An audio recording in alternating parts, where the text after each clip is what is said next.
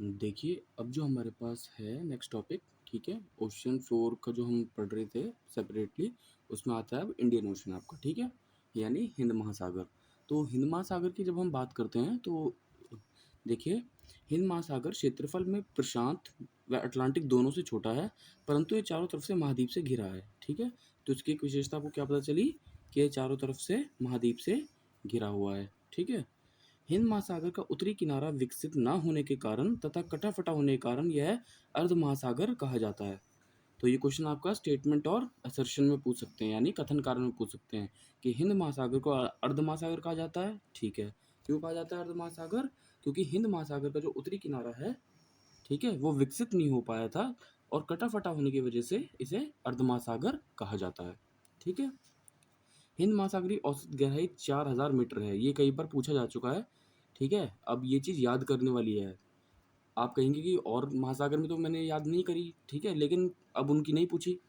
Examiner ने अब की बार कई बार ये पूछ लिया कि हिंद महासागर की औसत गहराई कितनी है।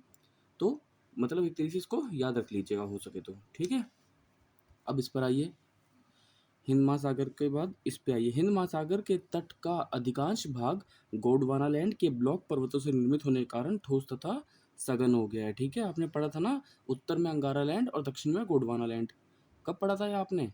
एल्फ्रेड वैगनर का जो कॉन्टिनेंटल ड्रिफ्ट थ्योरी है, उसमें आपने पढ़ा था कि उत्तर का अंगारा लैंड और दक्षिण का गोंडवानालैंड, ठीक है। तो हिंद महासागर के जो कोस्ट हैं वो किससे बने हुए हैं ज़्यादातर? गोंडवाना लैंड के ब्लॉक माउंटेन्स के निर्मित होने के कारण से ठोस और सघन हो गए हैं, ठीक है। ब्लॉक माउंटेन्स आपने पढ़े होंगे जियोमॉर्फोलॉजी में, कौन से होते हैं और कैसे बनते हैं, ठीक है। ये सिर्फ समझने के पर्पज से मैंने बताया आपको। अब इसके मगन तट की बात करते हैं। इस महासागर के पश्चिमी भाग के मगन तट की चौड़ाई अधिक है, जबकि पूर्वी भाग के मगन तट संकरे हैं। इस महासागर के पश्चिमी भाग के मगन तट की चौड़ाई अधिक है, जबकि पूर्वी भाग के जो मगन तट हैं वो संकरे हैं। वजह सेम वही है जो मैंने आपको पहले समझा चुका हूँ कि कहाँ पर संकरे क्यों होते हैं और चौड़े क्यों होते हैं, ठीक है। अब इस पर आइए आप।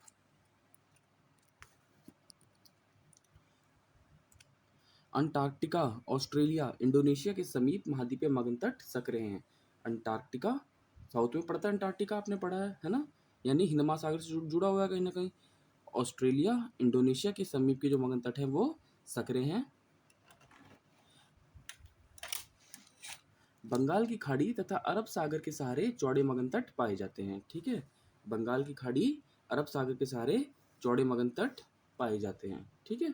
मतलब फैक्चुअल चीजें हैं जो आपको याद रखनी है। अब इसका भी मध्यवर्ती कटक है एक, ठीक है। जैसे हमने मिड अटलांटिक कटक पढ़ा है, वैसे ही सेंट्रल रिज है किसका? हिंद महासागर का। हिंद महासागर के प्रायद्वीपीय भारत के दक्षिण से प्रारंभ होकर अंटार्कटिका तक उत्तर से दक्षिण दिशा में मध्यवर्ती कटक विस्तृत है। इसकी ये आप एक्सटेंट याद रखेंगे, ठीक है, कि हिंद महासागर के प्रायद्वीपीय भारत मीन्स ये देखिए, ये आपका जो इंडिया है ऐसे, ठीक है। प्रायद्वीपीय भारत किसे कहते हैं? इस वाले पार्ट को कहते हैं प्रायद्वीपीय भारत, जिसको मैंने देखिए शेड डाला हुआ है, ठीक है। तो इस वाले पार्ट को प्रायद्वीपीय भारत कहते हैं। तो इस प्रायद्वीपीय भारत के दक्षिण से प्रारंभ होकर मीन्स साउथ से स्टार्ट होकर उत्तर से दक्षिण तक की दिशा में महाद्वीपीय जो मध्यवर्ती कटक है वो विस्तृत है। कहाँ कहाँ?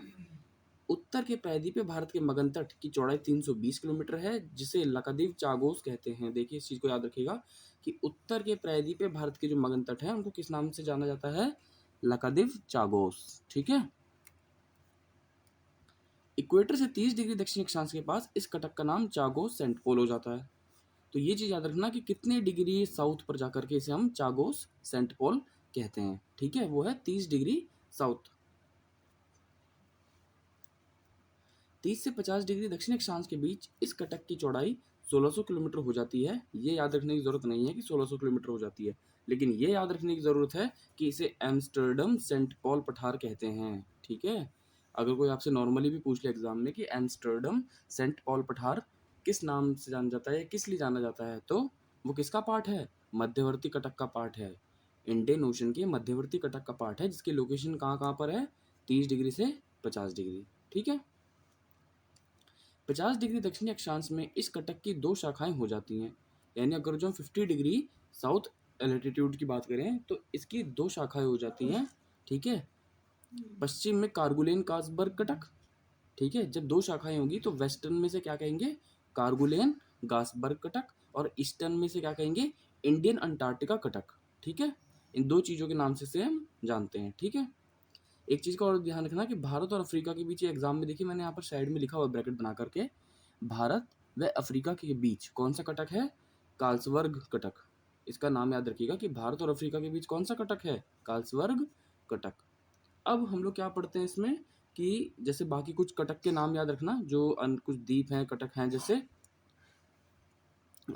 सेचलीस, देखिए लेफ्ट में देखिए, सेचलीस, प्रिंस एडवर्ड, क्रोजोट, डियो गार्सिया, ठीक है। ये सारे के सारे किस में आते हैं, आपके इंडियन ओशन में आते हैं।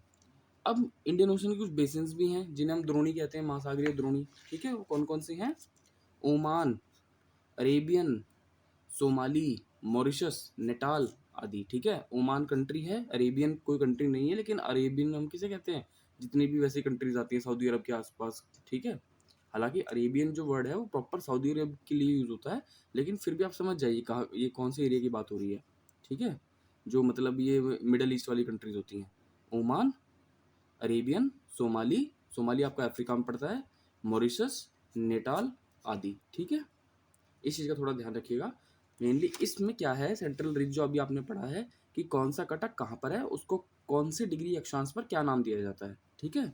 और कहाँ पर उसकी दो भुजाएं हो जाती हैं, ईस्टर्न में क्या कहते हैं, वेस्टर्न में क्या कहते हैं, इंडिया और अफ्रीका के बीच कौन सा कटक है, तो ये थोड़ा सा आपको याद रखना है। लास्ट में इसकी महासागरीय द्रोणी कौन कौन सी होती हैं वो आपको याद रखनी है, ठीक है।